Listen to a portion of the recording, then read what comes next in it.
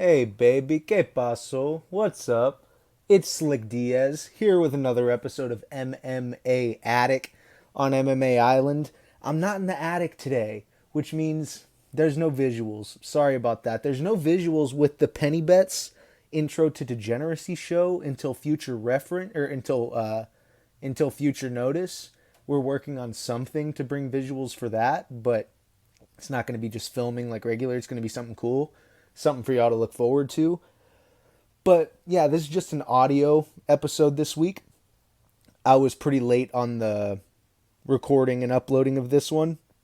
Not late as in presentationally, just late in the process. I usually have it recorded by Friday, but I'm recording on Friday. So let's just hope I can get through this process quicker than I normally do, because usually it takes a very long time. I already filmed, or I already recorded Intro to Degeneracy this week with one Edward Pennybets, so that'll be coming up for you later. And a note on that, I was pretty stoned and talking out of my ass when me and him were talking about not Marcus Perez, excuse me. We were talking about Makwan Amirkhani and Edson Barbosa. And just a note on that. I for some reason, I just worked off of the assumptions I've made off of that Makwan clip and seeing him like maneuver and traverse in the octagon. I figured he must have more knockouts than just the one super famous one of him, but he doesn't. That's his only knockout. So when I later in the podcast proceed to go, oh, he's dangerous on the feet. He's dangerous. And Eddie goes, I wouldn't go that far. And I'm like, well, he's got one of the fastest knockouts in UFC history. That's not dangerous.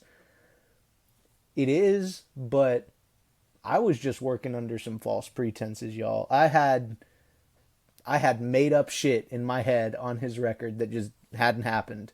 I just assumed there was some more filthy knockouts on the list, and there just wasn't. In fact, there wasn't even any more knockouts. But that doesn't matter.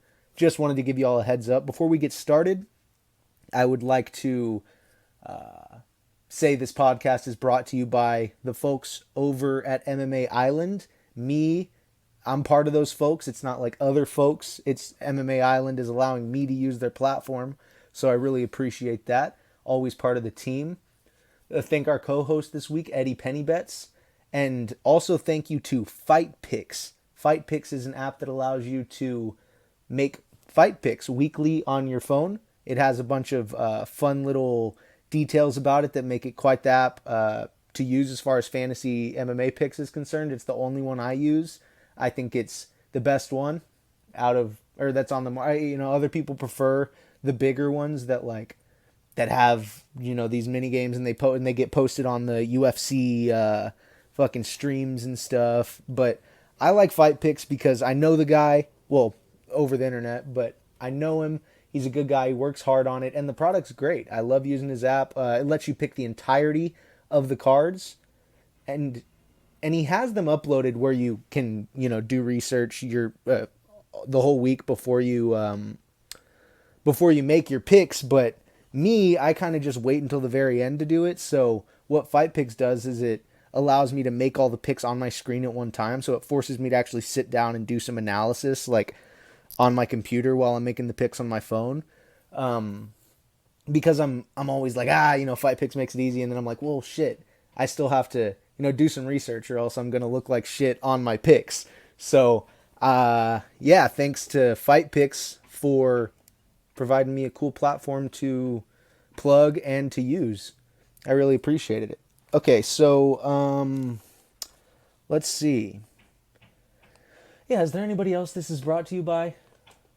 I guess that's it for now. Oh, Anchor, our lovely audio podcast platform, Anchor. If you have any interest in making a podcast of your own on a variety of topics, it really doesn't matter. If you got anything to say and you want a platform to put it on, Anchor will help you create and distribute your podcast very easily. So go check out Anchor FM today. Some good shit. Okay, so as far as chit chat goes, I want to make this week quick, but there is some topics that I want to get into. I don't have any community questions this week, but I do have some chit chat topics. So first, on the list, I guess, is the Dustin Conor news. Apparently, Dustin Poirier and Conor McGregor is being targeted for the end of the year, I guess in November or December, which would be a great rematch. Conor versus Dustin 2. Dustin has grown as a fighter in leaps and bounds since then, and Conor's had a lot of time off. Came back and beat Cowboy, but since then we haven't heard much from him. To the chagrin of him, he apparently has been asking for fights, and we've seen some leaked DMs, lots of drama. And then Dustin Poirier said, "Hey, what's up?" on Twitter to Conor. And then he said, "Hey, I just signed a contract, or I just agreed, or I verbally agreed or whatever, to a fight with you. Plus, I'm going to donate $500,000 to your charity." So wins all around the board for MMA. People are saying, "Oh, he's doing it for attention. That donation doesn't mean anything." Hey, it means something, okay? I think that you can do two birds with one stone. I think you can be charitable and also use it for your fight that you want to make with the guy who is, head running, or what's the word? Head running that charity. Yeah, I made up a type of verb. But yeah, I think that, money's not a thing to Conor, so like it's a really, really generous donation that he's making to the Good Fight Foundation or the Good Fight Club, or fuck, I always forget the exact wording of it. But we've also got some friends of the podcast, like Boogerbeard. He also does a lot of work for the Good Fight Foundation. So if you're feeling charitable, you might just want to go check out DP's charity and see what you can do for the good fight. So Dustin and Conor is going to be a really cool fight, but the question is it at 155 or 170? Because the first time they met was at 145. That was a long time ago, ladies and gentlemen. So I'm really excited for that fight. When it's finally official, I'll scream like a little girl. So, yeah. Next we got John and Izzy in a Twitter war for the ages. Izzy crossing some disgusting personal boundaries on John Jones. John Jones retaliating, coming back with, these clever tweets and stuff. They've been going at each other for weeks now. But more and more people are becoming convinced that this fight never happens. Now, I think it definitely happens, but it doesn't happen right now. Although I would love it to. There's a lot of big fights going on in the UFC right now. One just happened a few weeks ago in Adesanya Costa, but as far as Jones and Adesanya goes, let's be perfectly clear. There's no way John could get down to the middleweight limit. That would mean Israel Adesanya would have to go up to 205 or 265. Or, heavyweight. He doesn't have to weigh 265, but he's got to be in that weight class if he wants to fight John, who claims that he's going to move to heavyweight. The problem with that is these are, pound for pound, two of the best fighters in the world. And without the potential of John Jones going down to challenge Izzy for his belt, that means they're not going to be fighting for a belt period, and it's just a money fight, which makes sense, but it doesn't make sense for Izzy. And I don't know what makes sense for John right now. I really don't. Heavyweight's in a weird spot too. I think they're looking for talent, and if I could pick it, I'd love John Izzy at heavyweight, not at 205. Fuck it, dude. Izzy's talked some shit about being able to move up to heavyweight before, so let's fucking see it. First, the baddest man on the planet. Yeah, in a few fights though. I'm not saying Izzy has to do it right now. I'm saying maybe if John wins the heavyweight belt, then maybe that's when it should happen. Izzy should say, fuck it, going up to heavyweight to try to snatch that belt. So that'd be really cool. The third thing that I want to get to is Islam Makachev. Now, he was supposed to fight RDA at UFC 254, but RDA, Rafael dos Anjos, pulled out due to, I want to say it was coronavirus. I'm not certain though, but yeah, Islam is looking for an opponent, and he's been calling out so many people. He just got on Twitter and started calling out the entirety of the division. My favorite one though was, he said, "Hey, at Donald Cerrone, I heard you're a guy, 170 or something like that. which was really funny. But I think a really cool fight would be him versus Michael Chandler. People were blowing it up in the comments, and I totally agree. I think that, one, Michael Chandler wants to put on dog fights. He said that himself. He wants to get the attention of the champ, Khabib. He's new to the UFC. What better chance to like catapult yourself into a title shot besides the fact that he's the backup for Gaethje Khabib? Leave that out of your mind for a second. Say Khabib and oh my god, I was trying to make fun of myself, but then it sounded even dumber. So, ooh, excuse me. I just dropped my mouse. Khabib versus Gaethje is going to happen. So, hold on. I'm going to knock on some wood. Yeah. Oh, now my dogs are going to start barking. Fuck. But, yeah, he's the backup for the title fight right now, which is crazy. So he's obviously on Khabib's radar. But what I'm saying is when that falls through and he's not the backup fighter, when he signed, I thought he should fight someone like Paul Felder or someone like that. You know, someone not quite at the top of the division just to, you know, get something under his belt at the UFC. But hell, he wants to dive right in. And I think him versus Islam Makachev would be a fucking crazy fight. It'd just be nuts. So that's something I really want to see, but I doubt it'll happen. Let's stop wasting time, kid. Let's get to the fucking picks. Okay, so as usual, well, I made an announcement that I wouldn't be getting my mom's picks for this week, but I did. I fucking got them. I called her up real quick, got the picks, so I'll give those to you now. My mom's blind picks of the week. I just give her the names, and she fucking tells me who she thinks gonna win. So let's do it. Bruno Silva taking the first fight of the night, then Tracy Cortez. She's got Giga Chikadze, Ali Alkaisi, Impa Kasangane. Is it Chris Daukaus? Yeah, I was thinking of his brother. It's Chris She's got Chris Daukaus taking the win, as well as KB Bular, Youssef Zalal, Tom Aspinall, Marcus Perez, Marcin Tybura, Edson Barbosa, and Corey Sandhagen. So I'll run through it again. She's got Silva, Cortez, Chikadze, Alkaisi, Kasangane, Daukaus, Bular, Zalal, Aspinall, Perez, Tybura, Barbosa, and Sandhagen. Good picks, Mom. As far as my picks go, Mom's been like, me and her got the same amount of picks right week one, and I got one more than her last week. So suffice to say, like, the mom's picks goes to prove that I don't know what the fuck I'm talking about, right? So let's just get that out of the way.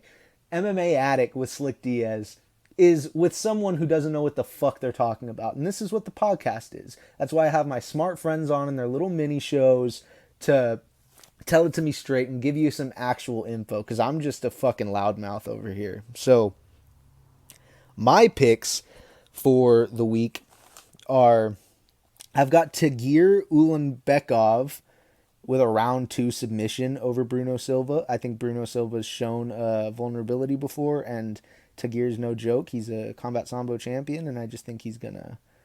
I don't know if he's a champion, but let me actually check, because I saw Combat Sambo on his shit, and I watched him. Like, he's definitely dangerous with the subs. He's got a lot of subs. He's got 1, 2, 3, 4, 5, 6 submissions in 11 fights. One of them's a submission to punches, which I think's cool. They also call that a TKO, but I'll call it a submission. I've got Tracy Cortez with a round 3 ground and pound TKO over the Swiss judoka. I think she's Swiss. Let me see. What's her name? Where's it at? Where's the fight, y'all? Oh. Yeah, Stephanie Egger. Yes, she is from Switzerland. So I almost did this fight as the schoolyard rules for the week, but I decided to do a different one. But this one's cool because they each have one loss. Neither have, I don't think either has ever been finished. Let's see. Oh no, Tracy Cortez's first fight, she was submitted with a guillotine choke by Shari Moraski. But this fight should be cool. I think that Tracy Cortez is just gonna have like these physical advantages. She's proven to be strong and agile, and she moves well. I think that she's definitely got more interesting wins. She's got wins over Maria Agapova and Vanessa Mello, whereas Stephanie Egger, I can't pick a name out of the hat as far as her record's concerned. Oh, she's actually got a win over Mara Romero Barella, who I think was just released from the UFC. But besides that, I think it has the potential to be a cool fight, but I just see it devolving into grappling exchanges, and I think that Tracy Cortez is going to get that top mount and just grind out to a victory. I've got another round 3 knockout in the next fight with Giga Chikadze and Omar Morales. Now this fight is amazing. Giga is a very what's the word? A very skilled striker on the feet. He's just a joy to watch, and he's going up against Omar Morales, who is tough as nails, undefeated, 10-0, whereas Giga's 10-2. Omar Morales has these fucking hands of stone. He's training out of Sanford MMA. He's definitely really, really, really good. But I was talking to a certain insider that I have as far as Georgian MMA is concerned, and it looks like Giga's been working on a lot of very interesting stuff as far as throwing the high kicks. And Omar Morales has shown a vulnerability to that high kick in the past. He leaves, like, not that he's ever been defeated for it, because he's undefeated, but as far as tape study goes, people are saying that he's got that opening for the head kick, and Giga's been working on showtime kicks and high kicks and all sorts of shit. So I think it's going to be a fucking phenomenal fight until it ends in the 3rd round, where Giga not only knocks him out, but takes his O. The O's got to go, Omar. But I'm a big fan. I'm a big fan of both of these guys. Next fight, I've got Tony Kelly taking a decision over Ali Al-Kaisi. I saw Tony Kelly fight Kai Kamaka III, and that was a great fight, but he lost via decision. It was a unanimous decision. So he's also got a loss to Kevin Aguilar.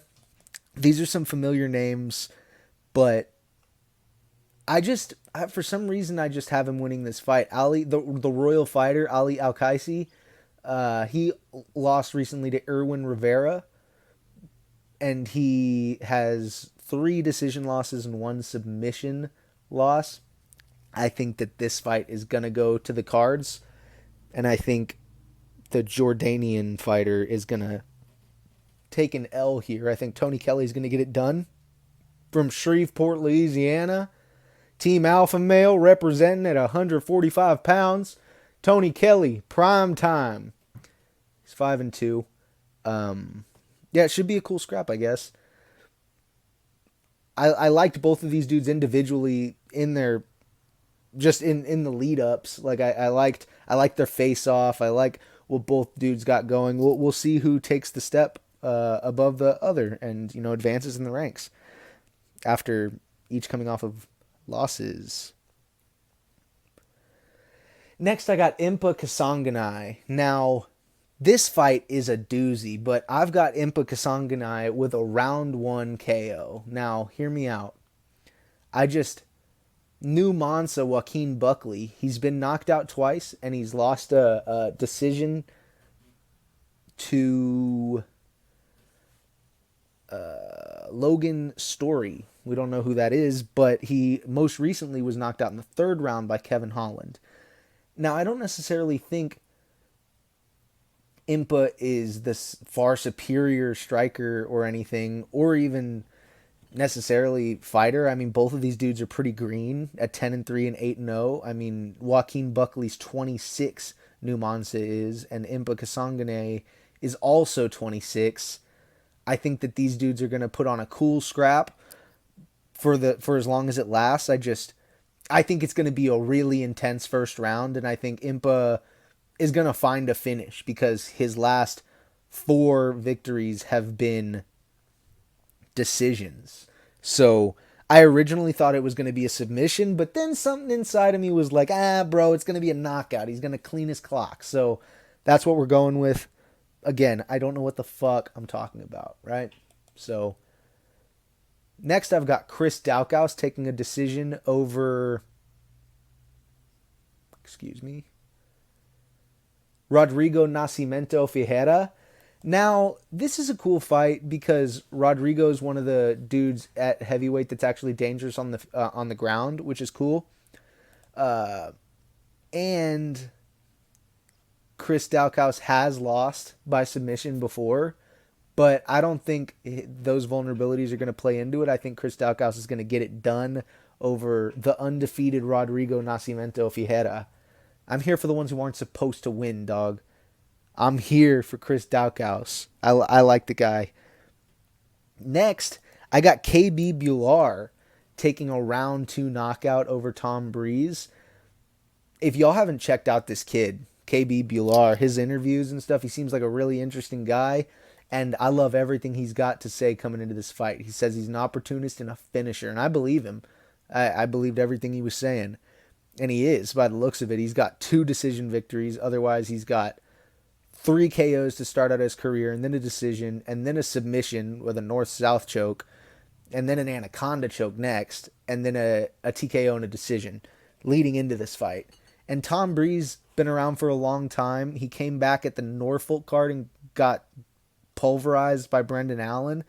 I think Tom Breeze is really talented, but at the same time, I think that KB Bular is going to come in and make a splash.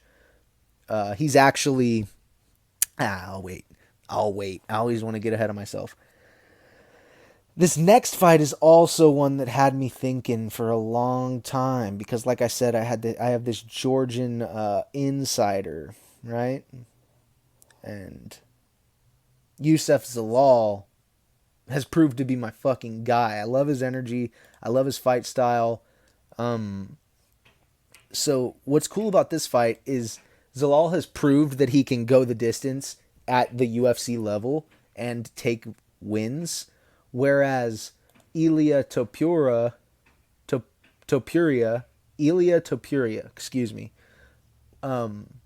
he has never been to a decision in his life, right? He's 8-0, he's got 7 submissions, 1 knockout, no decisions. My premonition for this fight is that it's a great fight. It's one of my it's one of my potential picks for fight of the night. But as good as this Ilia Topuria guy looks, and I've heard that he might be a fucking future champ. Like, he's one of the most promising prospects fighting out of Georgia. He's from Spain, grew up in Germany, but he's fighting out of Georgia. So he's one of their most promising prospects, and he's making his UFC debut against a fucking tall order in Youssef Zalal. And while Ilia looks fantastic on paper, Youssef's already proved it 3 times in the UFC. Austin Lingo, Jordan Griffin, and Peter Barrett all couldn't get a 3-round decision over him. So I think that for his intro to the UFC, I don't think, like, usually I'll go so far as to be like, Youssef finishes him. He's never been finished. He's never finishes him. But I think that Youssef just does what he does, takes him to a fucking decision, and beats him on the cards. I think that that'll be a nice little... Not nice, because I'm going to prove to be a fan of this Ilia Topuria guy. When I say nice little, welcome gift, I'm not being disparaging. It's just, I think that the 10-2 fighter is going to be 11-2, and the 8-0 fighter is going to be 8-1. I think that Ilia... I just haven't seen enough. And I know Youssef has impressed me a lot.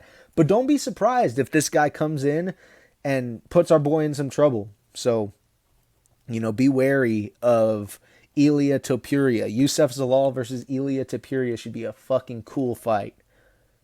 Next, I've got the big man, Tom Aspinall, taking a round 1 submission over... What's the guy? Um. Oh goodness. Oh goodness. Come on, guys. Over Alan Baudo. So Alan Baudo's 8-1. Tom Aspinall's 8-2. I just think that.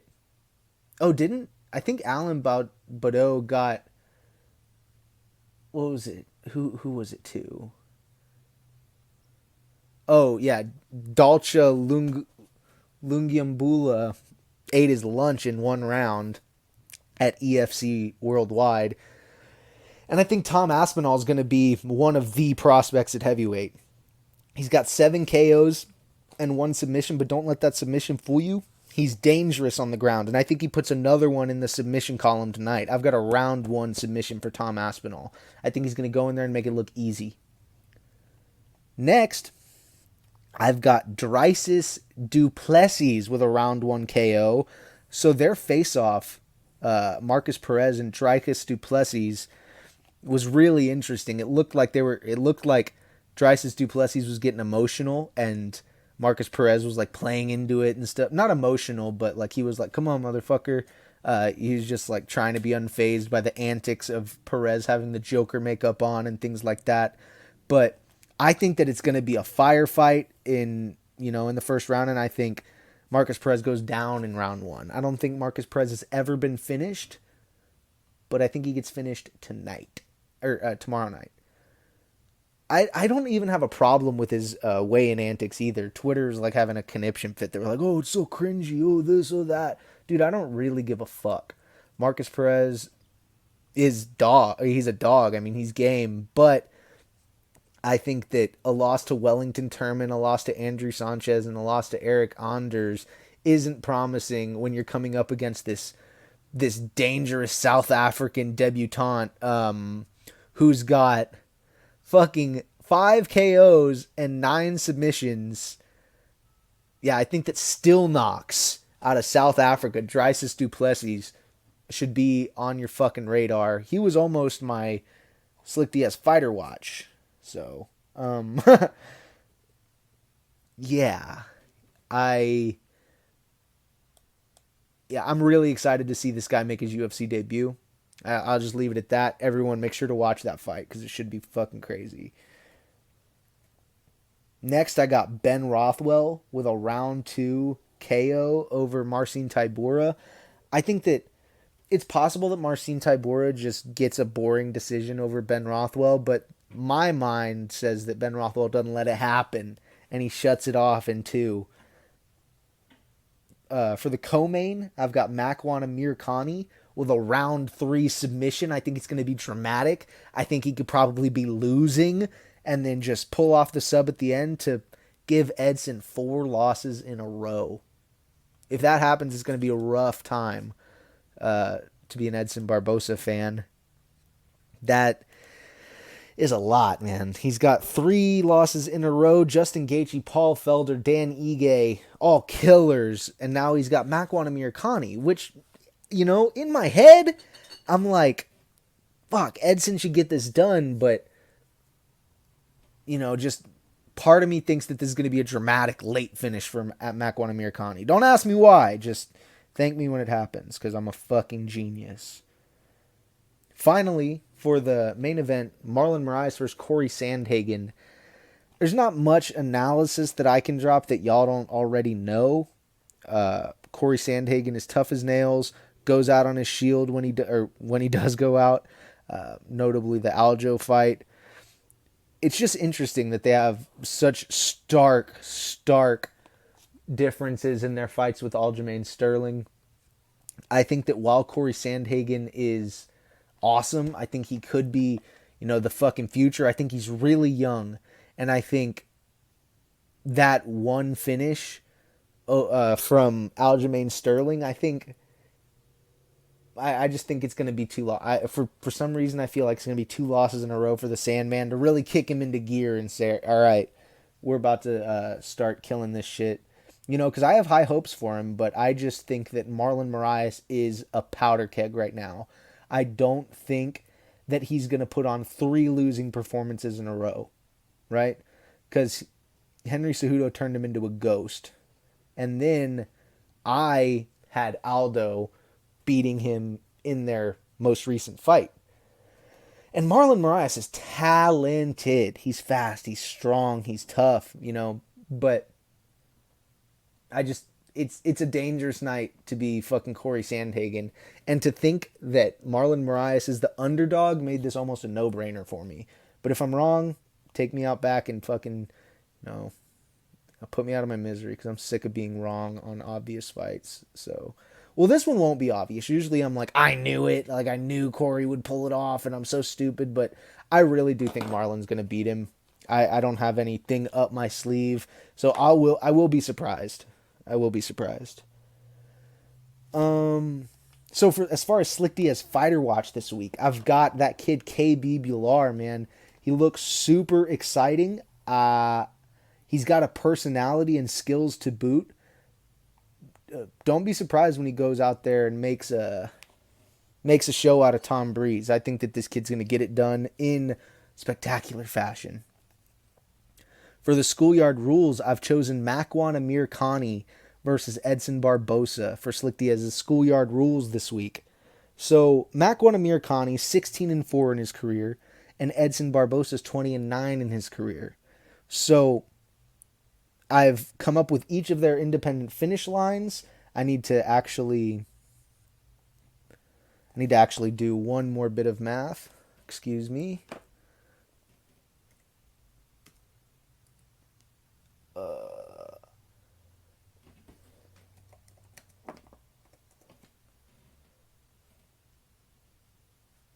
Okay.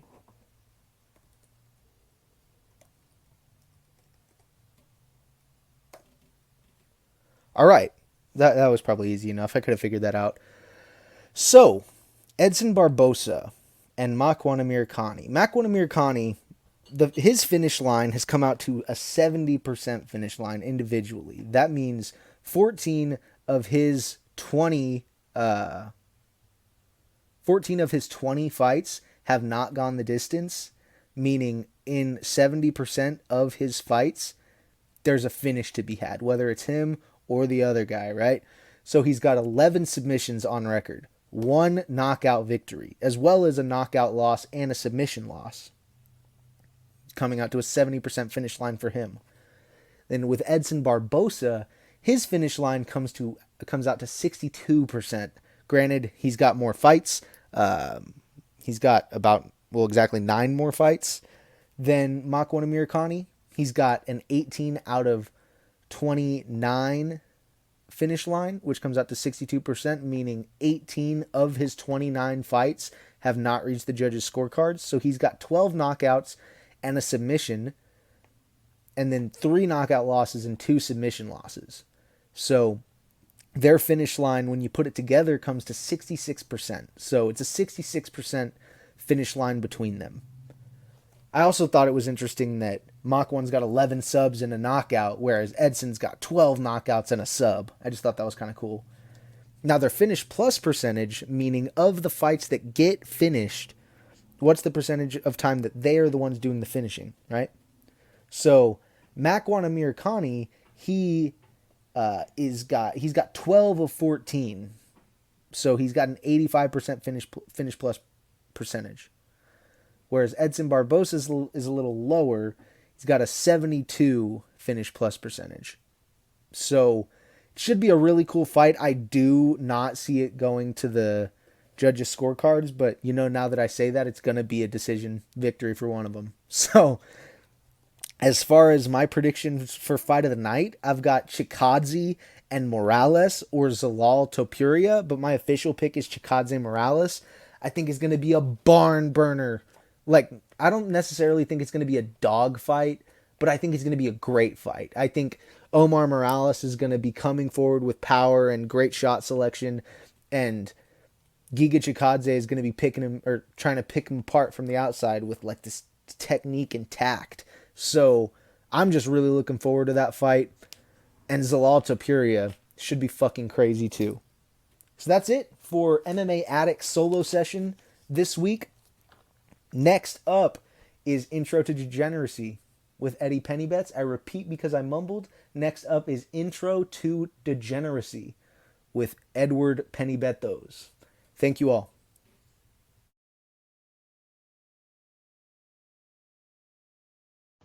Start recording.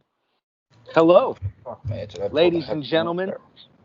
What are you doing? What are you mumbling about over there, Mr. Sorry, I Pennybets? fucking pulled my headset out, so I That's couldn't okay. hear you for a second. That's okay. This is Classic Pennybets fashion. I almost said this is the Slick Diaz MMA session. This is MMA Addict Intro to Degeneracy with Eddie Pennybets. Eddie, we've been kind of in a clusterfuck of MMA for the past 2 months. I almost didn't even remember what card we saw last weekend.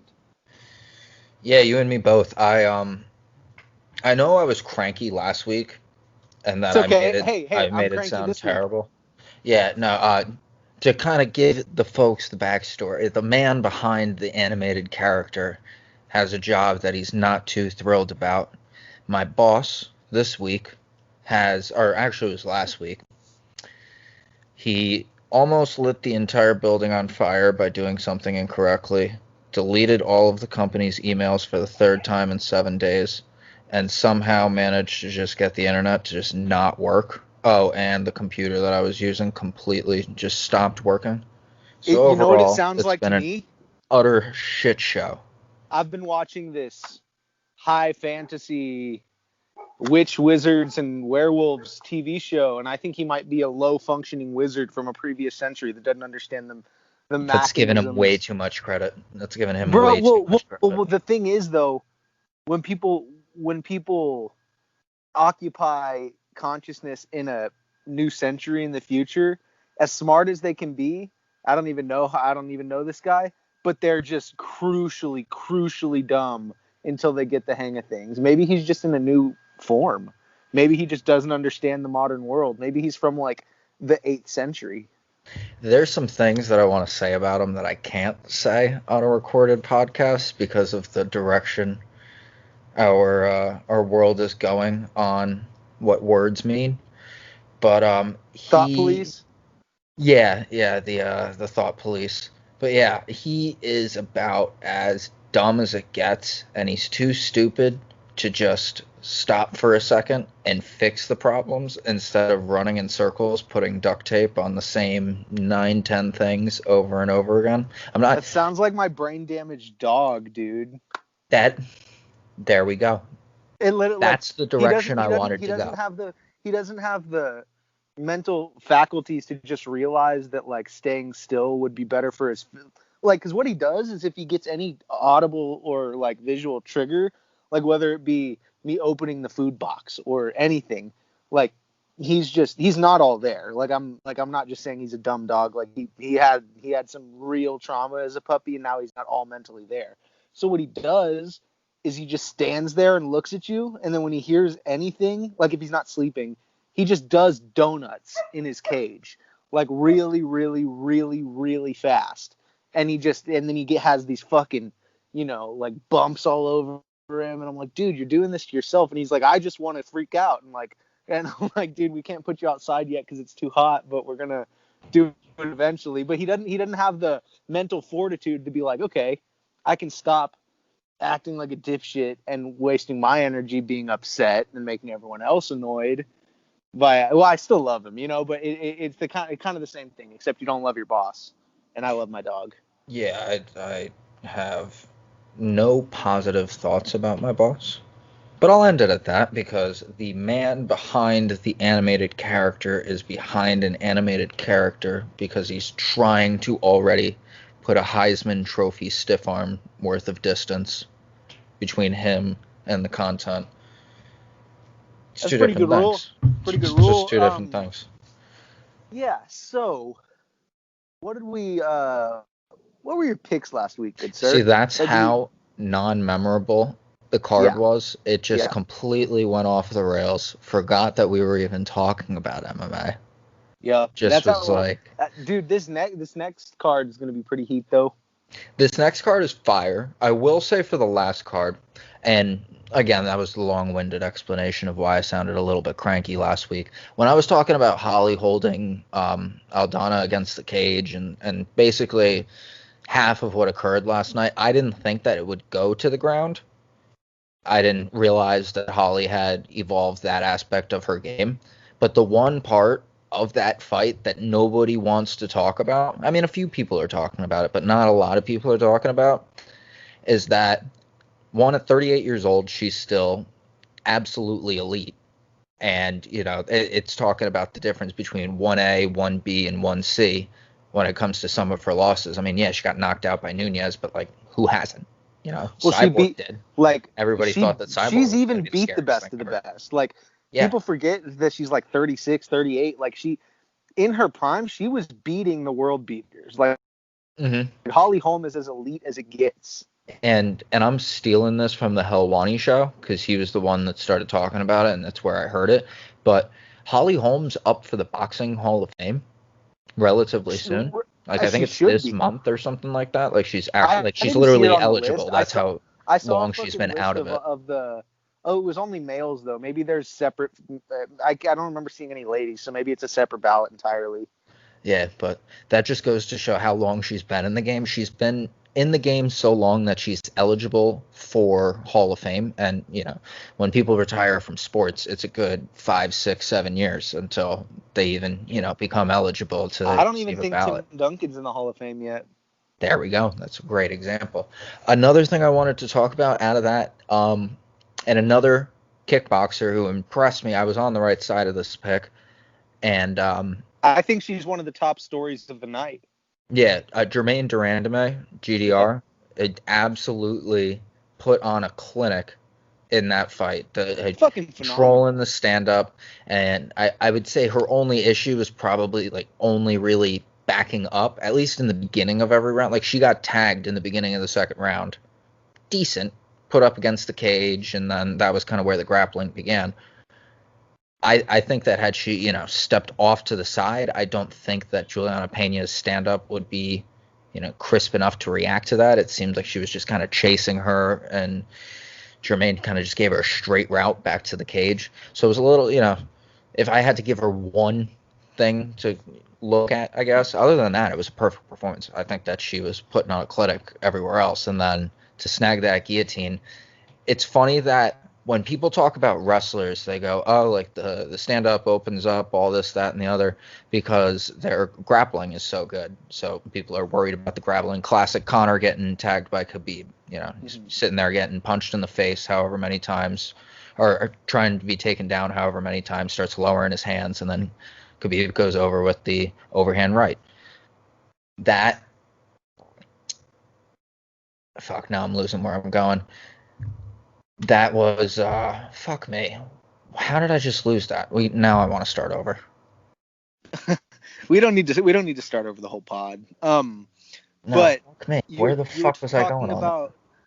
You were talking about standing with the striking. Okay, sorry. It was a little bit of an abstract thought, and that's why I lost it.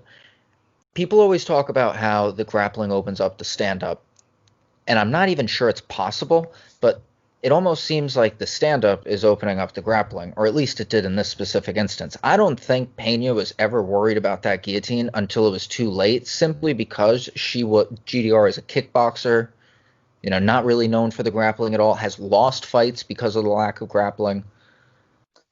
But did you hear what she said before the Nunez fight? She fell in love with jiu-jitsu. And with an athlete like GDR, like, they say you can't teach an old dog new tricks. I've always thought that was really fucking stupid. My dog's pretty hard to teach new tricks. Yeah, but as a functional, like, metaphor or like analogy, I'm just busting your balls. Because the thing is, like, an athlete of that caliber, with her accomplishments, her mentality, her physicality, and her pedigree, there's no reason that she would walk into a jiu-jitsu gym and be like, I can't do this. Yeah, no, I completely agree with that. If any of these athletes put their mind to something and then dedicate the time to it, we're going to see the results of it. They're there for a reason. But, yeah, I'd say besides Holly and GDR, the stories of the night, I mean, because those two ladies had phenomenal wins, but I'd say fucking Condit and Imavov. Vendramini. I'm sorry. Vendramini. Luigi Vendramini, the lightweight, who knocked out Jason Ayari in round 1. A submission. Well, he's a finisher, but I thought he was more of a prolific like submission artist or something. And then he was like, if I were to lose here, I was going to figure out another career path. And his celebration after the fight, and it was just so pure. You could really, you could resonate with him a lot. So Luigi Vendramini kind of has stuck with me until right now. Nasruddin Imavov also had a great showing, but I think Carlos Condit was the most important part of the night for me, without a doubt. Yeah, no, that I was on the wrong side of that with McGee.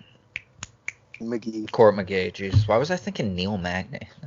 Jeez, They this fought. is a tough one. This is a tough one. Carlos My brain Condit is and Neil Magny have fought. My brain's in pretzels after this last week, so Yeah. apologize for the all over the place. But yeah, I was on the wrong side of the Court McGee Carlos fight. I'll take that loss, okay. But I do have something that I want to change for the show. If there's only a certain amount of picks and it's not the number 4, yeah, it doesn't have to be lower, 3 or 4. That's fine. Because that Jorgen von Strangle or whatever, what was his name again? What? Jorgen De Castro? Yeah, no, co-main event, who you had me make a 4th pick on, and that's who I just threw it on him because it was one of the 2 heavyweight names that I recognized. It was Jorgen De Castro and Carlos Felipe. Yeah, it's Jorgen von Strangle. That's how names stick in my head. It's like I He's connect not them even to a things. grappler. I know it's I connect them to Is things Jorgen that von Strangle like a cartoon character? I have no idea. That's the worst part. I don't even know where that came from in my head. It's just somewhere over these however many years I've been on planet Earth, I heard Jorgen von Strangle, read Jorgen De Castro, and then meshed them together. That's Ladies how and the gentlemen, Pennybets brain works here. Eddie Pennybets is completely off of his rocker at this point. Yes. Now, another game that I wanted to do with you that's not related to MMA, but I'm going to throw it out here for the few listeners we have. If they're interested, I would like to obviously get into this. I would like to play the game where I describe something. For instance, when I don't know a guy's name, I'll tell you everything almost to his social security number before I actually get his name. So I want to see how long it takes me of describing something before other people get it. Because the part that I realized that was like a weird thing was when Spider-Man in Avengers 2, or is it the Captain America one, where he's trying to describe the Star Wars AT-AT guys, like the big machines that are walking. That's funny. I got it And you, immediately. I wouldn't have been able to pull out the name AT-AT unless you described it like how he described it in the movie, which is how my brain this is just diving deeper into the thought process of You got the one for man this week? behind the gambling cartoon. One more time. You got one for this week? I'm always up for a riddle. Slick Diaz is nothing if not known for riddling. Okay. I said I did that. Now I'm gonna fail. This is gonna be a tougher one, just because it was an older thing. I was trying to make it as a joke for another guy, but he's your man, the one he fought in the ring back in the day, but he only fought for 30 seconds because after that he was pissed off at the promoters. Massive man, everyone fought him, everyone beat him, but some of those losses he just tapped out after 30 seconds. Bob Sapp? Yes, there we go. Boom. Yeah. Boom. So that's the game. I mean, I stuck with an Kid MMA Dynamite guy because of that fact that I we're gotta on. get it tattooed. Kid Dynamite or El Tigre Blanco, the white tiger. Here's another one for you. How about your man? He's the one, he was flashing gang signs at the camera and then just throws a dude against the cage that he was in an armbar with. It was a yellow ring, old video. He has not cornrows, but his hair's twisted up a bit in the video. Your man, the one who shakes his wrist around as he's death staring you. That's Vanderlei Silva. That one, yeah. He choked out the guy I'm talking about backstage in Japan back in 1999. This is a little above my pay grade. The dude now is just occasionally he'll make some wild videos on YouTube. Never fought in the UFC, but he changed his name from Crazy Horse to Felony. That's Oh, yeah, actually Charles makes it why. Bennett. Yeah. Yeah. But yeah, Dude, that I watched an interview of him yesterday, and he was like, it was right after a post fight, and he was like, they're like, let's put a smile on your face, Mr. Bennett. Let's look at this replay, and he's like, oh no, stop it, horse, stop it, get off him, horse. Like it was just hilarious. He's like, don't let that man beat on him like that anymore. Like yeah, out of it his was mind. quite funny. Quite Everyone's funny. discovered Charles Crazy Horse, aka Felony Bennett, by the video that cycles on Facebook and all social media every now and again, and it's him fighting. I think it's in King of the Cage. It's like a yellow or like lighter colored. Oh, now I've seen. Now I know what you're talking about. Yeah, there's a video where he gets caught in an armbar and is Yep. just flashing like I don't know he's doing hand signals to the camera, and he's just talking, amping up the crowd, doing this whole performance, and then he just gets up and just starts spinning in circles and throws his arm with the guy trying to armbar him up against the cage, and then swarms him, and I think gets the TKO after that, if I remember correctly. That's a highlight if I've ever fucking heard one. Dude, that was MMA when MMA was MMA, like just fucking lunatic shit. Now it's a sport, but back then it was absolute fucking lunatics. Did you see my tweet that I put out in the last hour? No, but I do want to comment that there was a meme that you were doing about our man Luigi, the one you were saying was the highlight of last week. Yeah, I'm a little disappointed. Fire! I thought that meme was phenomenal. It was a good one, but I think had you put actual Luigi's face on the Luigi Mansion or GameCube cover, and then had the souls that he was sucking up be the people he's knocked out. True. I get one track, like the way that my brain works. It's like once I find a through line, I just connect it all. So I was looking for pictures of Luigi screaming because in the photo that I got of him, the guy was screaming in the octagon. So I looked up and I was like, I knew that there was an exact photo I was looking for, and then there was that I think photo it's from of Luigi Luigi's Mansion. Yeah, with his mouth open, just like, and I was like, oh, that's perfect. Yeah. And then it matched up. Like I was disappointed that it didn't do well. I thought it was gonna pop off. Best ones never do.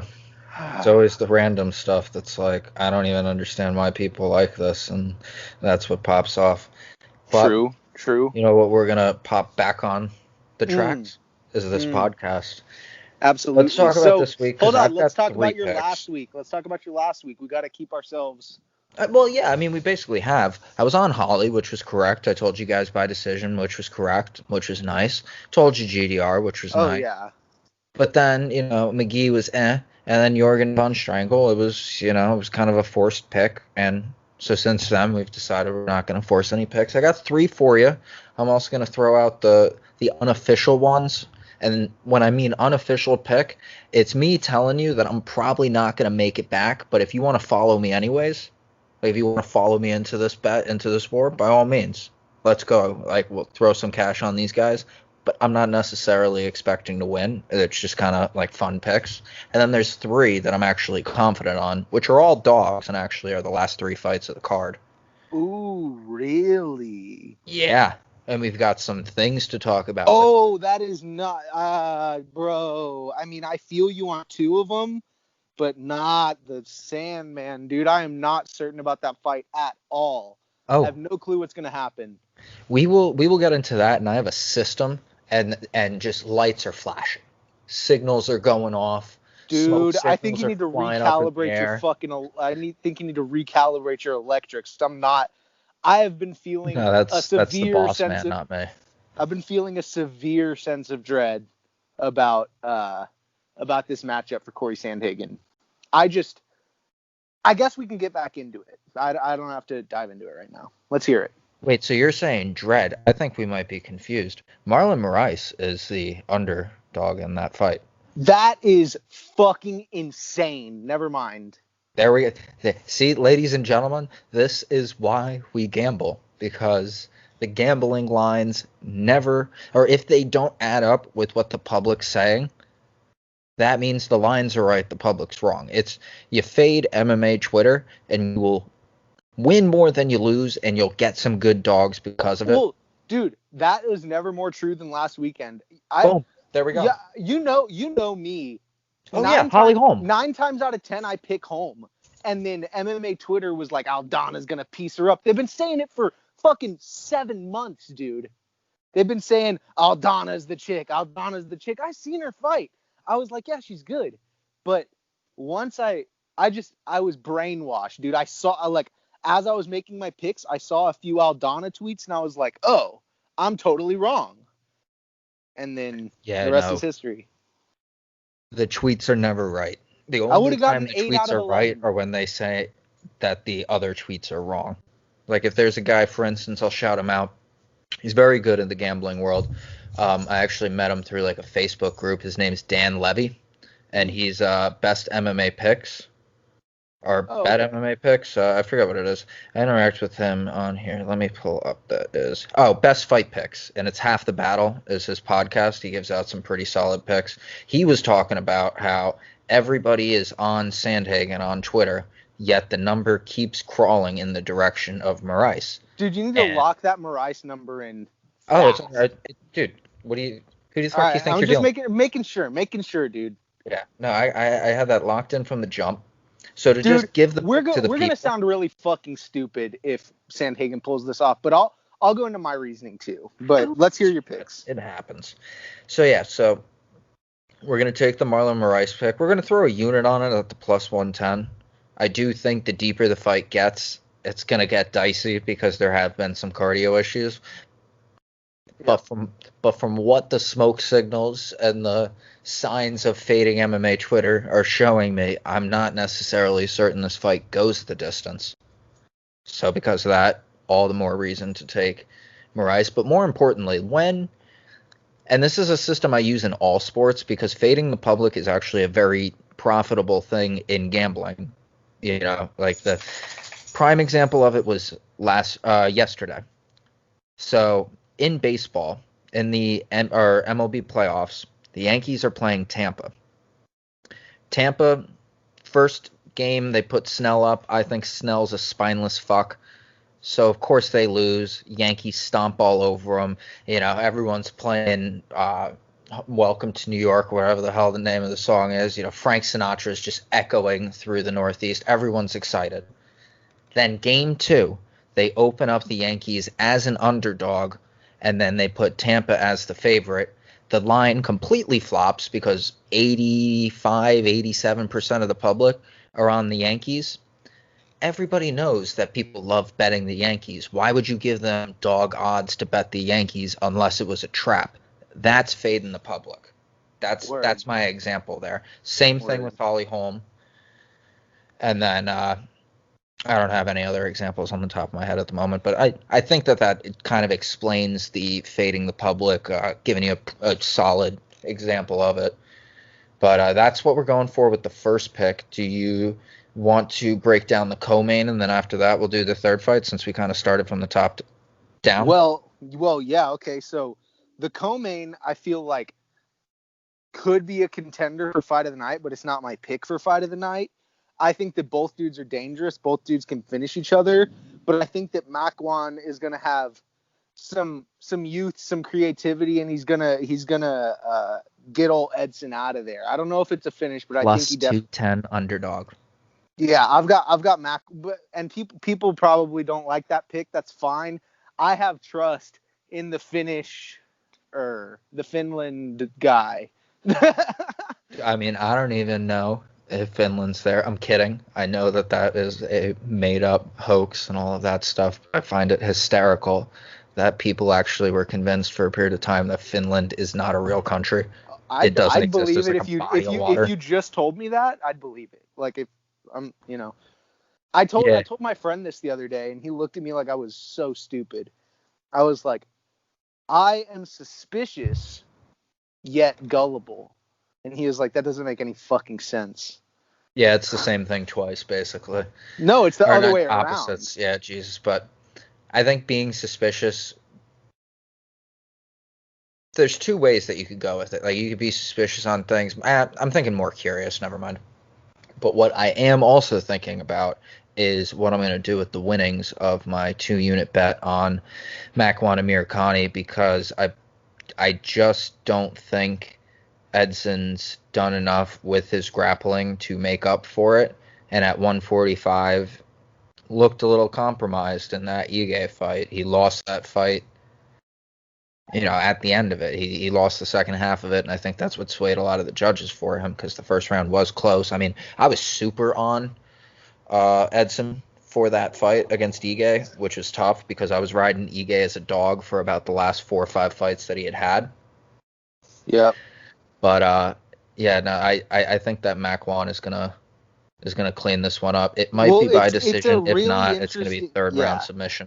It's a super interesting fight because I don't know. This always kind of interests me, but Edson, this will be his 30th professional bout, whereas Makwan has 20 professional fights, and he's 3 years younger than Edson. But Edson has more than twice the losses Makwan has. If you think about that in terms of damage and years and how old a fighter actually is, Edson to me in my head is like 38. Yeah, and let me pull it up real quick because I did have a win on Makwan's record that I thought. Well, let's be perfectly clear though to everyone. If Edson Barbosa goes in there and starches Makwan in the first, I won't be surprised in the slightest. It's a great fight. Oh yeah, and very well could do that. And I don't know if we remember from the last podcast, but one of the things that I've said as I'm pulling up the Tapology, it reminded me, I hate Makwan Amirkhani's face. His shit-eating grin. I hate his fucking face. He's got that punchable face. It's like from Step Brothers. I'm going to be completely transparent. That's a handsome man. He knows he's well handsome. Put together. I'll give you that. It's hilarious how he just walks into a room and knows that, like, I'm not saying I'm with it for Makwan Amirkhani, but he holds himself in a certain way where he's like, yeah, I know. But he's also charming about it. I don't mind the kid at all. I like him. I think he's got a certain aura about him. He's lost me a lot of bets with that shit-eating grin the entire time on his face. Have you seen the video of him eating a peach? No, I don't really watch him outside of the cage. I don't actively. It went viral. That's what made him famous. He's like a model or some shit, but he also posted he is with the fucking photo that they have on Tapology. Just a video of him eating like a peach, and it went viral. Like, I don't know, like a crazy numbers.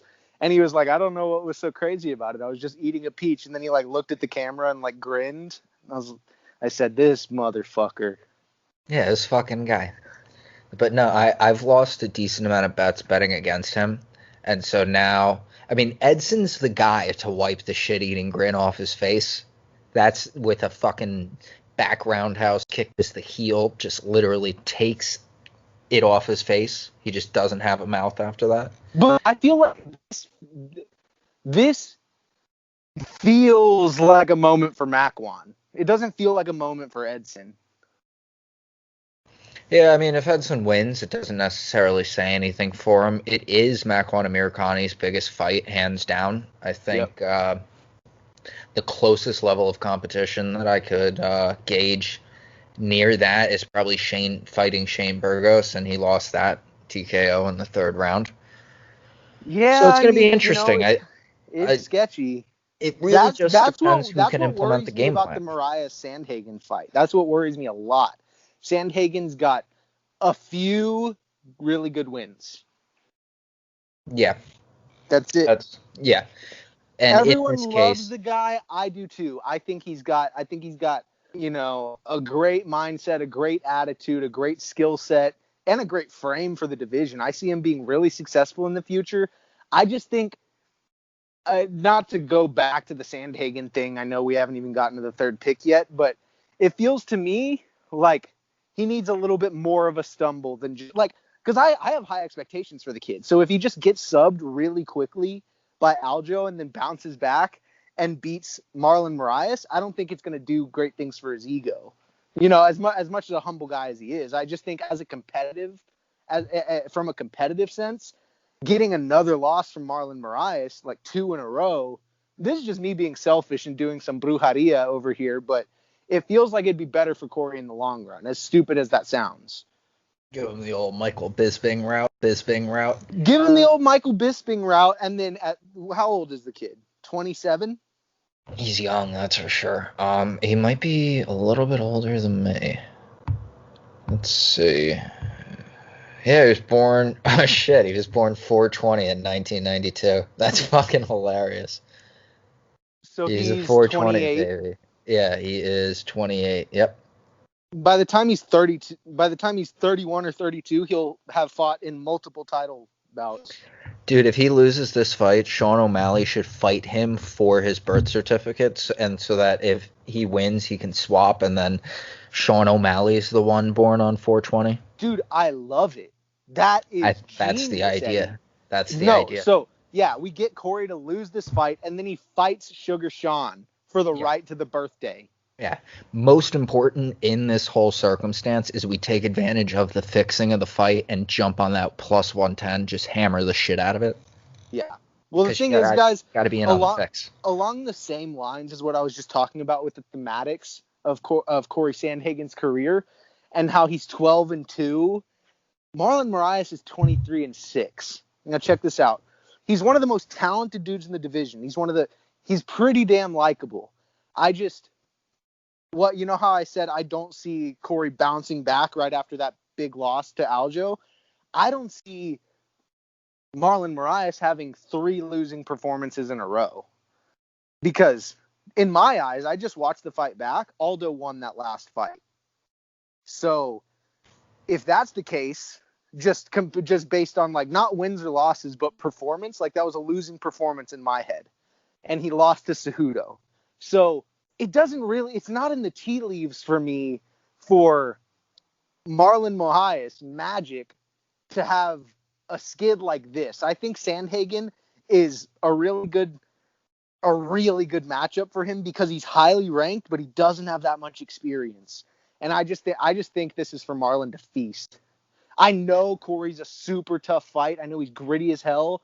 I know he's very talented and he's got loads of potential, but it doesn't look right at all to me. It doesn't look right at all. Yeah, like we're in a weird time period in MMA where an old guard and a new guard are kind of, changing. But within the old guard, there's some very young guys in there, so they're still kind of sticking around. Part of the old guard, though. That's what. But I just kind of see like Helwani always says that y'all must have forgot, so therefore now it's corny because he just constantly keeps using it. But y'all I think must have forgot. I think that's a lot of the case for some of these guys. Holm is another, like going back to last week just because it's easy. It was right then. Holm is a prime example of it. GDR, to an extent, was a prime example, although she was the favorite in that fight. But, these new guys, they come in. A lot of them don't have all that experience that you're talking about, and they fight these veteran dudes. And every fighter talks about there's just things you don't learn until somebody has done it to you. Yep.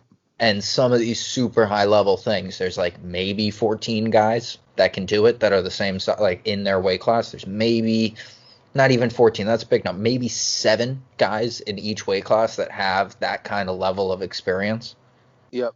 So, but let's go into they're my picks that I'm taking on my own. And if you want to join me on this one-way train, I don't know if we're coming back for wins on it, but I'm going to take them. The Fucko parlay is one of them, and I'm doing it right now. Okay, but with the changes in the show, I'd also but I just freestyle a parlay every week with my mystic tendencies. I feel like with the Fucko parlay of the week, we can maybe have 2, like your calculated one and my. This isn't calculated, like. No, but not calculated, but like you put thought into it. I've put one together since we've been on the phone. Yeah, I actually just did the same thing with the Fucko okay. parlay. Well, great. We'll just give out 2 then this week. Okay, so tell me yours so that I can type it in and get you the odds for it. Brought to you by FanDuel Sportsbook, Pennsylvania. It's not that crazy. Yeah, I'm assuming Aspinall and Zalal are heavy favorites. Yep, there are some. Zalal is actually not. He's a minus 188, so he's just below a 2-1 favorite. And then who was the other one you said? Youssef Zalal, the Moroccan Devil. Yeah, that's what I'm talking about. He's minus 188. Oh, Tom Aspinall. Tommy boy, where are you? He's minus 500. That's a big favorite. Okay, so my parlay.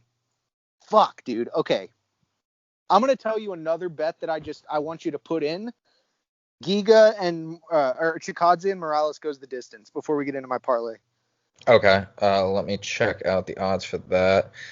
How will the fight end? Will the fight go the distance? Yes, minus 186. We'll lock that in for a unit.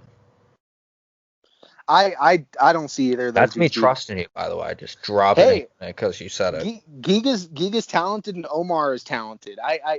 I don't think either of them gets finished. Omar's undefeated. Giga is no easy task. I think those two. I think that's the fight of the night. Giga had a really calculated, poised last performance. I think he's going to kind of let it all hang out this time. Yeah. So what's your fucko parlay so that I can get in line? All right. Well, I was going to do Aspinall, Zalal, and Tom Breeze. But I'm assuming Breeze is a heavy favorite too, so this isn't really a get-rich-quick scheme. So I'll make another one up right now. I got Breeze minus 280. That parlay that you gave me is plus 149, so it's just about for every $100 you put down, you get 149 back. It's about 1.5 off of 1. All right, hear me out then. Tracy Cortez, Omar Morales, and Impa Kasangane. Okay. And Youssef, fuck it, 14 parlay. Youssef, Tracy Cortez, and Omar Morales. Omar Morales and Impa Kasangane. Okay, so Zalal, Kasangane, Cortez, Morales. That is a plus 410. So close to the magic number. Woohoo! All so right, close to Sandhagen's birthday. All right, we're going to throw a unit on that too, just because. I have the same birthday as Wonderboy Thompson, by the way. Yeah. I have a pretty unique identity, so if I give out any information like that, it will be pretty easy to find me. Ooh, you're right. I also have a unique identity. So, to sum up the picks, because we are reaching the 42-minute mark. We did chat some shit beforehand, so that might add to our clock. I think I'm just going to do my solo session this week and then just upload it. I think I'm going to have the other mini shows on like every other week because it's just too much every week. Like the last one when I had 3 segments was almost an hour, or it was more than an hour and a half. And I don't mind that, but I've been really lazy this week. So okay. So here's what we'll take. So actually, we never even got into this fight. This is one of the fights I wanted to talk to. I want to take Marcin Tybura plus 138 against Ben Rothwell, because if I lose a pick with Ben Rothwell as a favorite, I'd feel worse than if I lost a Tybura pick on dog odds. I don't mind Tybura because, let's be honest, he's probably just going to grapple fuck Ben Rothwell. Yeah, and as long as he stays out of the 10-finger guillotine of death, everything's fine. The Kenosha 10-finger? Yeah, whatever the hell he does, or he was just pushing on people's Adam's apples and freaking them out as they were going in for like double legs. It was a very weird thing. If you go into Ben Rothwell's record right before he tested hot and all that shit went down and then he got suspended, he was getting these submissions. They were like these 10-finger guillotines where he was clasping his hands together. Matt Mitrione and Josh Barnett? Yes, and he was clasping his fingers together under the person's chin, and I don't know if he was pressing up with his like palms or something against their neck, but like I don't know what he was doing. I don't have the jiu-jitsu skill set to explain it. So 10-finger guillotine of death. I like it. I like the name, the nomenclature. So that's what we're going with. It's kind of just like I like the odds, so I'm going to stick with it, and I'm cool with that. Our other pick is going to be the 2 units on the plus 210 for Makwan Amirkhani. I think that this is one of those lines that should be a lot closer. And so because of the value, because of his grappling, because it's such an effect on Edson, because Edson And seems to be let's not forget he's dangerous on the feet too. Makwan's dangerous on the feet too. He's clever on the feet. I'll give you that. Well, would you not say dangerous if he has one of the fastest knockouts in MMA history? Yeah, but I mean, shit happens. Shit happens, but that's dangerous. That's dangerous. So then, to finish it out, we're taking the unit pick on Marlon Moraes at the plus 110. And that's another one, too. Same kind of logic with Rothwell versus Tybura. I would feel a lot worse losing a pick with favorited odds on Sandhagen than I would having lost a pick on Moraes at the dog odds. Especially when it's this close to a fight. Did I lose you there for a second?